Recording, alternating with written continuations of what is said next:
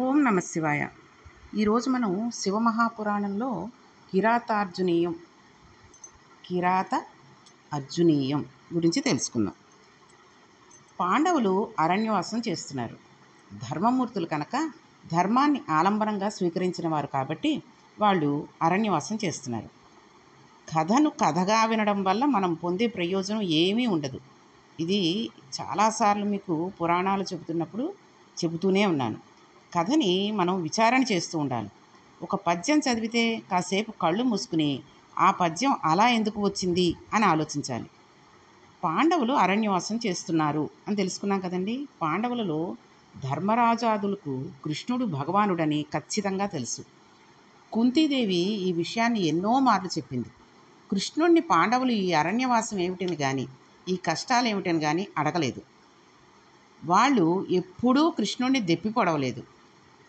మనం కష్టాల్లో ఉన్నప్పుడే భగవంతుని పాదాలు గట్టిగా పట్టుకోవాలి అనే విషయాన్ని మనం భారతంలో తెలుసుకుంటాం. అయితే మనం ఏం చేస్తూ ఉంటామంటే, ఎప్పుడైనా కష్టం వచ్చిందనుకోండి, పరమేశ్వరుడిని నిందించేస్తూ ఉంటాం.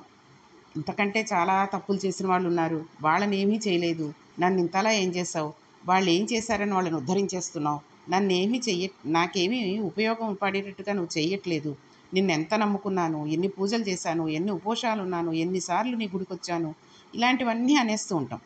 కానీ అసలు కష్టం వచ్చినప్పుడు భగవంతుడిని అనకుండా, కష్టాన్ని నువ్వే ఇచ్చావు, నువ్వే తొలగిస్తావని భగవంతుడి పాదాలు గట్టిగా పట్టుకుని ఉంటే ఆయనే చూసుకుంటాడు. అంతేగాని ఈశ్వరుని నింద చేయకూడదు. ఉద్ధరించే మార్గాన్ని చెప్పమని ఈశ్వరుని అడగాలి. భగవంతుని మీద విశ్వాసం ఉంచి ఆయనను చేసి పెట్టమని అడగాలి. కానీ భగవంతుణ్ణి అడిగేటప్పుడు మనం ధర్మం నందు నిలబడడానికి కూడా సిద్ధపడాలి. అరణ్యవాసం నందు ఉన్న పాండవులకు ఈ స్థితి ఉంది. కృష్ణ భగవానుడు అరణ్యానికి పాండవుల దగ్గరకు వచ్చాడు. ఇప్పుడు ధర్మరాజు కృష్ణ భగవానుడితో ఒక మాట అంటున్నాడు. భక్తుల కోసమని భగవంతుడు ఎక్కడికైనా వెళ్ళిపోతూ ఉంటాడు కదండి. ఇప్పుడు కృష్ణ పరమాత్మ సాకారుడై అక్కడికి వచ్చాడు. దానికి ధర్మరాజు, అయ్యా మహానుభావ, నీకు తెలియని విషయం లేదు. ఇంతకు పూర్వం మేము రాజసూయ యాగం చేశాం. అప్పుడు భీమసేనుడు అర్జునుడు కలిసి తమ బాహుబలంతో ఎందరో రాజాధిరాజులను గెలిచారు. అంతమందిని గెలవగల స్థితి వస్తే తప్పితే రాజసూయ యాగం చెయ్యరండి. అందుకని వాళ్ళు ఎంతోమంది రాజాధిరాజులని గెలిచారు. మా చేత ఓడించబడిన రాజు లేడు, ఓడించబడని రాజు లేడు. ఇప్పుడు మేము అరణ్యవాసానికి వచ్చాం అంటే ఓడలు బండ్లు అయ్యాయి. ఇది విధి వలననే జరిగి ఉండాలి. ఇది భగవంతుని ఆశ్చర్యకరమైన చేష్టితం. అంతే కదండి. చాలా గొప్ప ఆరోగ్యవంతుడు ఏమీ చెప్పకుండా ఎంతో ఆరోగ్యంగా ఉన్ననుకున్నవాడు చిన్న హార్ట్ అటాకో లేకపోతే చిన్నగా పడిపోతూ ఉంటారు. వాడు కాలం చేసేస్తూ ఉంటారు. ఎంతో ఐశ్వర్యవంతుడు, ఇంకా తరతరాలు కూర్చుని తిన్నా తరగనటువంటి ఐశ్వర్యం ఉన్నటువంటి వాడు ఏదో ఒక చిన్న పొరపాటు చేసో లేకపోతే ఆ గ్రహ అనుకూలత లేకో పూర్వజన్మలో చేసుకున్న పాప ఫలితము అతను ఉండగానే తనకి తినడానికి 3 పూటలా కాదు కదా, ఒక పూట భోజనం కూడా లేకుండా ఉండేటట్టుగా అయిపోతూ ఉంటాడు. కడు బీదవాడు ఏదో చిన్న లాటరీ టికెట్ కొనుక్కున్నాడు అనుకోండి, ₹1,00,00,000 వచ్చేసి ధనవంతుడైపోతూ ఉంటాడు. దీన్నే ఓడలు బళ్ళవుతూ ఉంటాయి, బళ్ళు ఓడలవుతూ ఉంటాయి. అదంతా కూడా పరమేశ్వరుడు లీలే కానీ మన చేతుల్లో ఏం లేదు. ఇదంతా విధి వలననే జరిగి ఉండాలి. ధర్మరాజు అంటున్నారు కృష్ణుడితోటి, ఇది భగవంతుని ఆశ్చర్యకరమైన చేష్టితం. ఇంతకు పూర్వం మా చేత ఓడింపబడిన వాళ్ళందరూ ఇప్పుడు ఏకమయ్యారు. వాళ్ళందరూ మా మీద పగ పెంచుకున్నవాడెవడో, నిరంతరం మమ్మల్ని ముట్టుపెట్టడమే లక్ష్యంగా పెట్టుకున్నవాడెవడో, అటువంటి దుర్యోధనతో చేతులు కలిపారు వాళ్ళు. కాబట్టి ఇప్పుడు మాకు శత్రువులు అనంతం. ఎప్పుడు మమ్మల్ని ఎలా చంపుదామా అని చూస్తున్న వాళ్ళే ఉన్నారు. ఈశ్వర, మేము ఈ సంకటం నుండి ఎలా బయటపడతాం? మాకు ధైర్యం ఎలా కలుగుతుంది? తదుపరి మేము అజ్ఞాతవాసం పూర్తి చేసుకుని బయటికి వస్తే వీళ్ళతో యుద్ధం చేయాలి కదా. మేము అజ్ఞాతవాసం పూర్తి చేసే లోపల మమ్మల్ని కనిపెట్టేందుకు కొన్ని కోట్ల మంది తిరుగుతున్నారు. మేమెవరో తెలిస్తే వీళ్ళు మమ్మల్ని తెగటార్చే ప్రయత్నంలో ఉంటారు. అప్పుడు మేము యుద్ధానికి బలం సమీకరించుకోవడానికి అవకాశం ఉండదు. శత్రువులు వెన్నంటి వచ్చి నిలబడిపోతారు. అప్పుడు మాకు ఎవరు దిక్కు అన్నాడు. ధర్మరాజు పట్టుకునే ప్రతి ఆయుధం మీద బంగారు వృషభాలు చెక్కబడి ఉంటాయండి. మన ఇంట్లో ఉండే వస్తువులు కూడా ధర్మాన్ని ప్రతిబింబించేవిగా ఉండాలి. అందుకని మనం ఇంట్లో ఉన్న ఏ వస్తువు ముట్టుకున్నా అది ధర్మ ప్రచోదనం చేసేదై ఉండాలి తప్పితే మన మనస్సు వ్యగ్రతతో ఉండేటట్టుగా చేసేది చేయకూడదు. చూడండి, ఒకవేళ మన మనస్సు వ్యగ్రతతో ఉందనుకోండి, మనం వెళ్ళి కప్బోర్డ్ తీస్తే కేవలం మన ప్యాంట్లు, చొక్కాలు, చీరలు ఇలాంటివి హ్యాంగర్‌కి ఉండకూడదు. మన ప్యాంట్లు, చొక్కాలతో పాటు వెనకాతల ఒక దేవుని ఫోటో ఉన్నట్లయితే, మన మనస్సు ఏదో ఉద్ధతితో బయలుదేరి ప్యాంటు, షర్టు తీసుకున్నట్లయితే, ఆ దేవుడి ఫోటోని చూసిన వెంటనే సంయమనంలోకి వెళ్ళిపోతాం. మన ఇంట్లో ఎటు తిరిగినా మనకి చంద్రశేఖర పరమాచార్య స్వామి వారి మూర్తులు కనబడుతున్నట్లయితే, ఆయన చిరునవ్వు చూడగానే మన మనసు శాంతంగా ఉంటుంది. అప్పుడు అవతల వారి అజ్ఞానాన్ని మనం మన్నించగలుగుతాం. ఈ స్థితి రావడానికి వస్తువులు కూడా అలా ఉండాలి.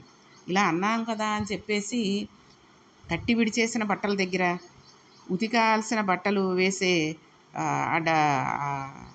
దాన్ని ఏమంటారండి, బట్టల వేసుకునేటటువంటి మురికి బట్టలు వేసుకునేటటువంటి డబ్బా దగ్గర, వాషింగ్ మిషన్ల దగ్గర, ఇలాంటి చోట, అంట్లు తోముకునే చోట, అలాంటి చోట పెట్టేసుకోకండి భగవంతుడిది. ఒంటింట్లో పెట్టుకున్నామంటే చక్కగా ద్వారబంధానికి పైన పెట్టుకోవాలి, ఆ తలుపుకి పైన పెట్టుకోవాలి. అలాగే బెడ్రూమ్లో మనం లేవగానే ఎదురుగుండా చూడడానికి ఒక దేవుడి ఫోటో పెట్టుకోవాలి. హాల్లో కూడా దేవుడి ఫోటోలు పెట్టుకోవాలి. అంతేగాని పిచ్చి పిచ్చి మోడర్న్ ఆర్ట్లు అని చెప్పేసి ఏవేవో ఫోటోలు పెట్టేసుకుని పొద్దున్న లేస్తూనే అవి చూసి లేవడం కాదు. ఆ పిచ్చి గీతలు చూసి లేస్తే మన మన మనస్సు కూడా పిచ్చి పిచ్చిగా ఉండి ఆ రోజంతా కూడా, ఏ రోజైనా సరే అవి చూసి లేచిన తర్వాత మనకి స్థిమితంగా ఉండదు. అందుకే భగవంతుడిని చూసి లేచామనుకోండి ప్రశాంతంగా ఉంటుంది ఆ రోజంతా. కాబట్టి మనం ఏ పని చేస్తున్నా ప్రతి గదిలోనూ భగవంతుడి చిత్రపటాలను కానీ, మూర్తులను కానీ ఉంచుకున్నట్టయితే చక్కగా ఆ పనులు చేసేటప్పుడు వాళ్ళని చూస్తూ మనం ఈ పనులు చేసుకుంటూ ఉంటాం కాబట్టి మన మనస్సు వ్యగ్రతకి లోను కాకుండా ఉంటూ ఉంటుంది. కాబట్టి మనం ఏది చేసినా అలా చెయ్యాలి అనుకున్నాం కాబట్టి ధర్మరాజు గారు వాడే ఆయుధాలన్నిటి మీద బంగారు వృషభాలు చెక్కించి ఉంచుకునేవాడు అని తెలుసుకున్నాం. వృషభము ఎవరి వాహనం అండి? పరమశివుడు అధిరోహిస్తాడు. వృషభం ధర్మానికి సంకేతం.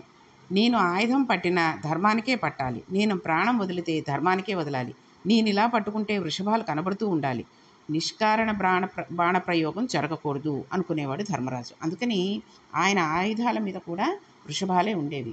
ఇక్కడ అక్కర్లేని వస్తువులు ఉండకూడదు ఇంట్లో అంటే ఏంటో తెలుసా అండి? చాకులు, కత్తులు, ఏవో పెద్ద పెద్ద గొడ్డళ్ళు లాంటివి, ఇలాంటివన్నీ కూడా ఇంట్లో ఉంచుకోకూడదు. బయట ఎక్కడో ఓ స్టోర్ రూమ్ పెట్టుకుని అందులో పెట్టుకోవాలి.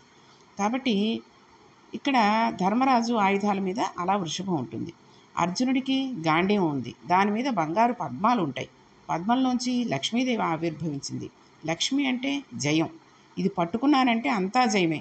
ఆ ఉత్సాహానికి ఆయన బంగారు పద్మాలు చెక్కబడిన గాంధీవాన్ని పట్టుకుంటాడు. పాండవుల ఆయుధాల గురించి మనం ఒక ఉపన్యాసాన్ని విన్నామంటే తెల్లబోతామండి. వాళ్ళ ఆయుధాలు అంత ప్రత్యేకతను కలిగి ఉంటాయి. ఇన్ని ఉన్నా ధర్మరాజు గారు నిడిచిపడలేదు. కృష్ణుడిని చూసి స్వామి మాకు రక్షణ దేనివల్ల ప్రసరిస్తుందో, ఇన్ని కోట్ల మంది శత్రువులను మేము ఎలా ఎదుర్కోగలమో మార్గం చెప్పవయ్యా అని అన్నాడు. ఇది మనకు పెద్దలు కనబడినప్పుడు మనం అడగవలసిన మాట. ధర్మరాజు గారు ప్రాజ్ఞుడు, మాకు ఇన్ని ఉన్నాయని అనడం లేదు, శత్రుబలం ఎక్కువ చేసి చెప్తున్నాడు. అందుకే పెద్దల్ని ఏదైనా మనకి కష్టంలో ఉన్నప్పుడు ఒక సలహా అడిగి నమ్రతతోటి ఏం చెయ్యాలి, మనకి కొన్నిసార్లు చూడండి తోచదు. అన్నీ తెలిసిన తెలివైన వాళ్ళకు కూడా ఒక్కొక్కసారి పరిస్థితులు అనుకూలించనప్పుడు ఏం చేయాలి అన్నది తెలియనప్పుడు పెద్దవాళ్ళ మాట విని బాగా తెలిసి అనుభవజ్ఞులు ఉన్న వాళ్ళు ఎవరైనా ఉంటే వాళ్ళని అడిగి తెలుసుకోవచ్చు, తప్పులేదు. ఇంతలోకి మన పరువేమీ పోదు. కాబట్టి శత్రుబలాన్ని ఎక్కువగా ఉంది అని చెప్తున్నాడు ధర్మరాజు. క్షాత్రమునందు ప్రాజ్ఞుడి పరిస్థితి ఎప్పుడూ ఎలా ఉంటుందంటే, శత్రుబలాన్ని వాళ్ళు తక్కువ అంచనా వేయరు. వాడెంతండి అనరు. చిన్న శత్రువైనా సరే వాడి బలాన్ని బాగా గమనిస్తాడు. అందుకే లోకంలో సింహావలోకనము అనే ఒక మాట వచ్చింది. సింహము అంటే మృగరాజు, అది కానీ గర్జించిందంటే మిగిలిన జంతువులు పారిపోతాయి. అలాంటి సింహం అరణ్యంలో నడిచి వెళ్ళేటప్పుడు దాని వెంట్రుకలలోంచి వాసన ఎంత దూరం వస్తుందో అంత దూరం జంతువులు ఉండవు. అటువంటి సింహము సుమారు ఒక 50 అడుగులు నడిచి ఆగి వెనక్కి తిరిగి ఒకసారి చుట్టూ చూస్తుంది. ఎందుకు? తాను మృగరాజు కదా, తన దగ్గరికి ఎవరు వస్తారు అనే ధిక్కార ధోరణితో ఉండదు. వెనక్కి తిరిగి చూస్తూనే ఉంటుంది. మనం నలుగురి చేత గొప్పవారని అనిపించుకుంటే మనం గొప్పవారైపోయినట్లుగా భావించి ఇంకా భగవరాధారణ, భగవంతుని పూజ చేయడం, ధ్యానం, మంచి పుస్తకాలు చదవడం మానేసి ఉన్నట్లయితే మనం సింహావలోకనం చేసిన వాళ్ళం కాము, నక్కమైపోతాం. నక్కలు అలాగే ఉంటాయండి. అంటే మనం సింహాన్ని దృష్టిలో పెట్టుకోవాలి. శంకరాచార్యుల వారు చెప్పినట్టు పిబేయం విద్యార్థి తవచరణ నిర్జేజన జలం. అమ్మా, నీ కాళ్ళు కడిగిన నీళ్లు ఎప్పుడు తాగుతానో అమ్మా అని ఎప్పుడూ అంటూనే ఉండాలి. ఒక్కసారి వెనక్కి తిరిగి చూసుకుంటూ ఉండాలి మన జీవితాన్ని. అందుకని ఎప్పుడూ కూడా సింహంలాగా ఏ రకంగా సింహం అయితే గర్వాన్ని పొందకుండా జాగ్రత్తగా నడుస్తూ వెనక్కి చుట్టుపక్కల చూసుకుంటూ జాగ్రత్త పడుతూ వెడుతూ ఉంటుందో ఆ రకంగా మనం ప్రవర్తిస్తూ ఉంటే దాన్ని సింహావలోకనం అని అంటారు. ధర్మరాజు గారు అలా అడిగిన మీదట కృష్ణుడు, ఎందుకయ్యా నీవు బెంగ పెట్టుకుంటావు? నాకు ఉపమన్యు మహర్షి ఉపదేశం చేశారు. నేను పరమశివుణ్ణి ఆరాధన చేసి ఎన్నో శక్తులు పొందాను. మహానుభావుడు దీనదయాళువు, ఎవరి పేరు శివుడో, ఎవరు మంగళములన్నిటికీ కూడా ఆలవాలమో, ఎవరి అనుగ్రహం మంగళాలను ఇస్తుందో, ఎవరు చెయ్యెత్తి ఆశీర్వదిస్తే మనకు శుభం కలుగుతుందో, ఏ ఒక్కడూ నిన్ను చూసి నవ్వినంత మాత్రం చేత సమస్త లోకాలు నీకు ఎదురు నిలబడినా నీవు బెంగ పెట్టుకోనవసరం లేదో, అటువంటి పరమశివుని గురించి తపస్సు చేయండి. ఆ శంకరుడు కానీ కృపాళుడై మిమ్మల్ని అనుగ్రహించాడంటే ఎంతమంది శక్తిమంతులు అటు పక్క నిలబడినా మీకు ఇక ఎదురు ఉండదు, మీరు యుద్ధంలో గెలుస్తారు. కాబట్టి మీరు శివానుగ్రహాన్ని పొందండి అని చెప్పి కృష్ణ భగవానుడు వెళ్ళిపోయాడు. ఇప్పుడు కృష్ణ భగవానుడు వ్యాసుడి రూపంలో నారాయణుడే అయి ఉన్నాడు. ఇప్పుడు వ్యాస భగవానుడు అక్కడికి వచ్చాడు. మిమ్మల్ని ఒక సభలో చూడగానే ఒక ఆయన మిమ్మల్ని పేరు పెట్టి పిలిచి మీ కుశలం అడిగాడే అనుకోండి, లేదా వాళ్ళు మీ ఇంటికి వచ్చి కొంతసేపు కూర్చుని మాట్లాడి వెడుతూ ఉంటారే అనుకోండి. అలా వచ్చినప్పుడు భారతంలోంచి కానీ రామాయణంలోంచి కానీ 4 శ్లోకాలు చెప్పి మీతో పంచుకొని వెళ్ళిపోతూ ఉన్నారనుకోండి, అలా వచ్చారు అంటే మీరు ఆదరణీయులు. అప్పుడు మీ కుటుంబం స్నేహం కోసం ఆపేక్షించవలసిన కుటుంబం. అంతేగాని అక్కర్లేని వాళ్ళందరూ మన ఇంటికి వచ్చేసి పెడుతున్నట్లయితే దానివలన ఇంటికి శ్రేయస్సు ఏమీ ఉండదు. వాళ్ళు వచ్చేసారు, ఎంతోమంది స్నేహితులు ఉన్నారండి, వచ్చారు, ఏవో భోజనాలు గెట్ టుగెదర్ పెట్టుకున్నాం, భోజనాలు పెట్టేశాం. కాసేపు అయిన తర్వాత ఆడవాళ్ళందరూ ఓ చోట కూర్చుని మగవాళ్ళందరూ అక్కర్లేని పదార్థాలు తాగేసి తినేసి వాళ్ళు ఇష్టం వచ్చినట్టు ప్రేలేపలు ఆడిపోతే అది మనం అతిథికి భోజనం పెట్టినట్టు అవ్వదు. దానివల్ల మనకి శ్రేయస్సు ఏమీ ఉండదు. కాబట్టి ఒక అతిథికి భోజనం పెట్టాము అంటే వాళ్ళు మంచివాడై ఉండాలి, లేదా ఆకలితో ఉన్నవాడై ఉండాలి. అంతేగాని ఐశ్వర్యంతో ఉండిపోయి ఏదో టైంపాస్ కోసం ఇక్కడ 4 మెతుకులు కలికేసి అక్కర్లేనివేవో తాగేసి ఇంటికి వెళ్ళిపోయి వాడు ఇంత చేశాడు, రేపొద్దున నేను పిలుస్తాను అందరినీను, వాడి గొప్పేనేంటి నా గొప్ప ఉండాలి అనుకుని పిలిచే వాళ్ళ ఇళ్ళకి వెళ్ళిపోయి వాళ్ళింటికి వచ్చిన వాళ్ళు మహాత్ములు కారు. కాబట్టి మన ఇంటికి శ్రేయస్సు కావాలంటే మహాత్ములు మన ఇంటికి రావాలి. మహాత్ముల పదరజస్సు పడితే ఇంటికి శ్రేయస్సు. కాబట్టి మన ఇంటికి మహాత్ములు రావాలి. కాబట్టి ఇప్పుడు వ్యాస మహర్షి వచ్చారు. ఆయన సాక్షాత్తు నారాయణుడు. అప్పుడు ఆయనకి పాండవులు అర్ఘ్యపాదార్ఘ్యులిచ్చి నమస్కరించి పూజించారు. ఇది ముఖ్యంగా మనం ప్రతి పురాణంలోనూ వింటూనే ఉంటాం. అర్ఘ్యపాదార్ఘ్యులిచ్చి అని అంటే ఇంటికి వచ్చిన తర్వాత చక్కగా కూర్చోబెట్టి మనం అంత పాదపూజ చేసేసి పాదాలు కడిగేసి నెత్తిన నీళ్లు పోసేసుకోక్కర్లేదు. ఒక మహానుభావుడు, వేదం తెలిసినవాడు ఎవరైనా మన ఇంటికి వచ్చాడు, లేదా మంచి పనులు చేసేవాడు ఎవరైనా మన ఇంటికి వచ్చాడు, ఒక వృద్ధుడు మన ఇంటికి వచ్చాడు, ఒక తండ్రి స్నేహితుడు మన ఇంటికి వచ్చాడు, తల్లి స్నేహితురాలు మన ఇంటికి వచ్చింది, లేదా మన పెదనాన్నలు, తాతలు, నానమ్మలు, అమ్మమ్మలు వాళ్ళు వచ్చారు. వచ్చినప్పుడు మనం చేయవలసినది ఏంటండి, వాళ్ళని వచ్చేసి ఎదురు వెళ్ళి చక్కగా వాళ్ళ చేతిలోని వస్తువులు అందుకుని లోపలికి పెట్టి రండని చెప్పి, పెద్దవాళ్ళైతే భుజం పట్టుకుని మెల్లిగా ఒక మెట్లు 2 మెట్లు ఉంటే ఎక్కించి తీసుకువచ్చి లోపల కూర్చోబెట్టి కాస్త ఫ్యాన్ వేసి, ఎండాకాలం అయితే ఏసీ వేసి మంచినీళ్ళు కావాలా అని అడిగి వాళ్ళు ఏ రకమైన మంచినీళ్ళు తాగుతారో, చల్లటివైతే చల్లటివి, మామూలువైతే మామూలువి, వచ్చాక ఎన్నింటికి బయలుదేరారు ఏంటి ఇలాంటి చిన్న చిన్న ప్రశ్నలు అడిగి వాళ్ళకి కాస్త కాఫీయో టీయో ఆ టైంను బట్టి ఏదో ఒకటి తాగడానికి ఇచ్చి, లేదా పలహారాలు, భోజనాల టైం అయితే భోజనాలు చేయించి చక్కగా వాళ్ళతో మాట్లాడి, వాళ్ళు ఉన్నంతసేపు మనం మన పనుల్ని పక్కకు పెట్టి వాళ్ళతో ఉంటే వాళ్ళు ఎంతో సంతోషిస్తారు. వాళ్ళు సంతోషిస్తే పరమేశ్వరుడు సంతోషిస్తారు. అందుకని ఆ రకంగా చేయాలి. అంతేగాని వచ్చిన వాళ్ళకి కనీసం వాడెవరో తండ్రి స్నేహితుడో, తల్లి స్నేహితురాలో, ఇక్కడ వీడు సోఫాలో కూర్చుని సెల్ ఫోన్లు చూసేసుకుంటూ, లేకపోతే టీవీ చూసేసుకుంటూ, అమ్మా ఎవరో వచ్చారు నీకోసం, నాన్న ఎవరో వచ్చారు నీకోసం అనేసి కూర్చుంటే ఆ తండ్రి ఎక్కడో లోపల ఆ బెడ్రూమ్లో బట్టలు కట్టుకుంటూనో, లేకపోతే తల్లి ఒంటింట్లో పని చేసుకుంటూనే ఉంటే ఆ చెయ్యి కడుక్కుని వచ్చి, అయ్యో రండి మీరా, రండి బాబు, రండి అమ్మా లోపలికి రండి అని చెప్పి, బాబు నువ్వు కొంచెం లోపలికి వెళ్ళినాన్న కాసేపు అని చెప్పి చెప్పుకుంటే వాడు ఎంత విసుగ్గా మొహాలు పెట్టేసుకుంటారో, బా అన్నట్టుగా పెట్టుకుంటారు. ఆ వచ్చిన వాళ్ళు ఎంత మనస్సు నొప్పించుకుంటారండి. తర్వాత ఈ టీవీలు ఒకటి పెట్టేస్తూ ఉంటారు చాలామంది. వచ్చిన వాళ్ళు వచ్చి ఏదో చెబుదామని వచ్చి వాళ్ళు కూర్చుంటే ఆ టీవీ సౌండ్ తగ్గించరా, చెప్పండి ఏంటి విశేషాలు అంటారు. టీవీ తగ్గించి మనం దృష్టి టీవీ మీద పెట్టుకుంటే ఆ వచ్చిన వాళ్ళు మనకేం చెప్తారండి. వెంటనే ఎవరైనా వస్తే టీవీ ఆఫ్ చేసేసేయండి. అది ఒక ముఖ్యమైన లక్ష్యంగా మనం పెట్టుకోవాలి. ఒక ముఖ్యమైన పనిగా మనం పిల్లలకి చెప్పాలి. ఎవరైనా వస్తే టీవీ చూడకూడదు. ఇంట్లో ముందు గదులు అసలు పిల్లలు వచ్చిన పిల్లల్ని పూర్వకాలంలోనండి పెద్దవాళ్ళు ఎవరైనా వచ్చి ముందు గదిలో కూర్చుని మాట్లాడుతుంటే వాళ్ళని ఆ ముందు గదిలోకి రానిచ్చేవారు కాదు. ఎందుకంటే ఏవేవో విషయాలు మాట్లాడుకుంటారు కదండి వాళ్ళు.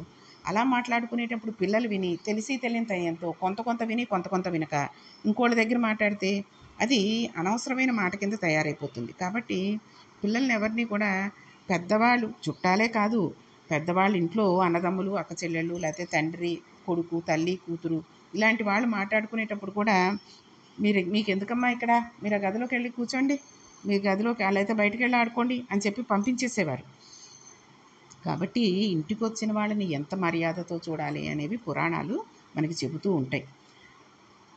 ఈ వ్యాస మహర్షి వచ్చినప్పుడు ఆయనకి అర్ఘ్యపాదార్జులు ఇచ్చి నమస్కరించి పూజించారు. తర్వాత వ్యాస భగవానుడితో కౌరవులు మమ్మల్ని మాయాజూతంలో ఓడించారు, దుర్యోధనుడు మమ్మల్ని ఇలా అరణ్యవాసానికి తర్వాత అజ్ఞాతవాసానికి వెళ్ళేటట్టుగా చేశాడు. మేము కృష్ణ భగవానుని ఆరాధన చేశాం. ఈ మధ్యనే కృష్ణ భగవానుడు వచ్చి వెళ్ళాడు. ఆయన మమ్మల్ని శంకరుని పూజ చేయమని అనుమతిచ్చాడు. మహాత్మా, ఇవాళ మీరు వచ్చారు, మేము ఈ కష్టంలో ఉన్నాం, ఇదే విషయాన్ని మీకు కూడా చెప్పుకుంటున్నాం అన్నారు. పెద్దలైన వారు వచ్చినప్పుడు మన కష్టాలు వారితో చెప్పుకోవడంలో తప్పు లేదండి, చెప్పుకోవచ్చు. ఇంట్లో ఏ సమస్య వచ్చినా డబ్బు సమస్యే కాదు, పిల్లవాడు మాట వినట్లేదు, పిల్ల పెళ్ళికి ఒప్పుకోవట్లేదు, లేకపోతే అక్కడికి ఇక్కడికి ఎక్కడికో వెళ్ళి సాయంత్రం అయ్యేసరికి బయటికి వెళ్ళిపోయి ఎప్పుడో వస్తున్నారు ఈ పిల్లలు, ఏ రకంగా చెప్పినా నేను వినట్లేదు, మీరు ఒకసారి చెప్పండి అని చెప్పి చెప్పుకున్నందువల్ల ఎటువంటి నష్టమూ ఉండదు. ఎందుకంటే ఈ రోజుల్లో ఎక్కడైనా 1, 2 పెద్దవాళ్ళు ఇలా వినేసి ఇంకో చోటకెళ్ళి ఇంకో రకంగా చెప్పేసి వీళ్ళ జీవితాలని వెటకారం చేసేవాళ్ళు ఉన్నారేమో కానీ, పెద్దవాళ్ళన్న అయిన తర్వాత వాళ్ళ బుద్ధి చెడు విషయాల చెప్పడం కానీ చెయ్యడం కానీ మానేసి భగవద్భక్తి మీదకి వెళ్ళిపోతూ ఉంటుంది. కాబట్టి పెద్దవాళ్ళు అంటే ఇక్కడ వయసులో పెద్దవాళ్ళనే కాదు, వాళ్ళు ఏ విధంగా అయినా కాస్త మంచి జ్ఞానంతో ఉన్నవాళ్ళైనా సరే వాళ్ళకి మనం మన విషయాలు చెప్పుకోవడంలో తప్పు లేదు. కాబట్టి ఈ రకంగా వాళ్ళు వ్యాస మహర్షికి చెప్పుకున్నారు. ఆ తర్వాత ద్రౌపది మాట్లాడింది. ద్రౌపదీదేవి మాట్లాడిన మాటలు చాలా అద్భుతంగా ఉంటాయండి. రామాయణంలో తార మాట్లాడిన వాలి భార్య తార మాట్లాడిన మాటలు, ఇక్కడ ద్రౌపది మాట్లాడిన మాటలు చాలా అద్భుతంగా ఉంటూ ఉంటాయి. అవి మనం కొన్ని కొన్ని విని ఆహా భార్య అంటే ఇలా ఉండాలి, ఆహా జీవితంలో ఆడదంటే ఇలా ఉండాలి అనే విషయాలని మనం తెలుసుకోగలుగుతాం. కాబట్టి ద్రౌపదీదేవి మాట్లాడినటువంటి మాటలు ఏమిటి అనేది మనం రేపటి పారాయణంలో తెలుసుకుందాం. ఓం నమః పార్వతీపతి హర హర మహాదేవ శంభో శంకర.